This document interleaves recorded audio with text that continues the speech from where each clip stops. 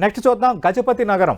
గజపతి నగరం ఇది general seat. ప్రస్తుతం బొత్స సత్యనారాయణ రాష్ట్ర మంత్రి, ఆయన సోదరుడు బొత్స అప్పలనరసయ్య సిట్టింగ్ ఎమ్మెల్యేగా ప్రస్తుతం ఇక్కడ ఉన్నారు. దాదాపు బొత్స అప్పలనరసయ్య అభ్యర్థిగా రంగంలో దిగబోతున్నారు.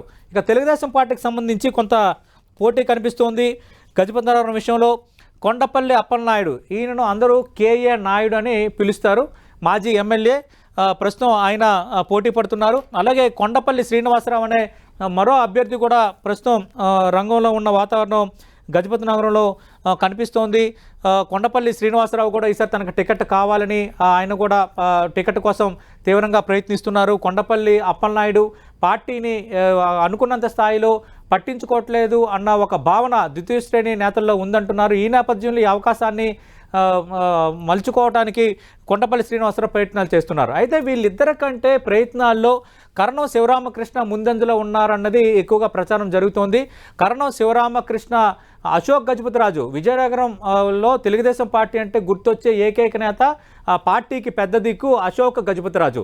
ఈ అశోక్ గజపతిరాజుకు ప్రధాన అనుచరుడుగా గుర్తింపు ఉంది కరణం శివరామకృష్ణకి. ఆయన ఆశీస్సులు కూడా పుష్కలంగా ఉన్నాయి.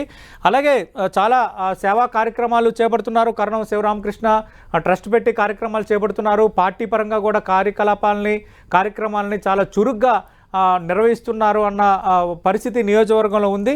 ఈ పరిస్థితుల్లో కరణం శివరామకృష్ణ అభ్యర్థిత్వం ఖరారవచ్చన్న చర్చ నియోజకవర్గంలోనూ పార్టీలోనూ బలంగా సాగుతోంది. తిరిగి నాకే ఛాన్స్ దక్కుతుందని కొండపల్లి అప్పలనాయుడు చెప్తున్నారు. వీళ్ళిద్దరి మధ్య పోరులో ఖచ్చితంగా నాకు అవకాశం దక్కొచ్చన్న అంచనాలో కొండపల్లి శ్రీనివాసరావు ఉన్నారు. అయితే మనకు అందుతున్న సమాచారం మేరకు కరణం శివరామకృష్ణకు అవకాశాలు ఎక్కువగా ఉన్నాయంటున్నారు. చూద్దాం తెలుగుదేశం పార్టీ జాబితాలో మరి కరణం శివరామకృష్ణ పేరు అభ్యర్థిగా ఉంటుందో ఉండదో.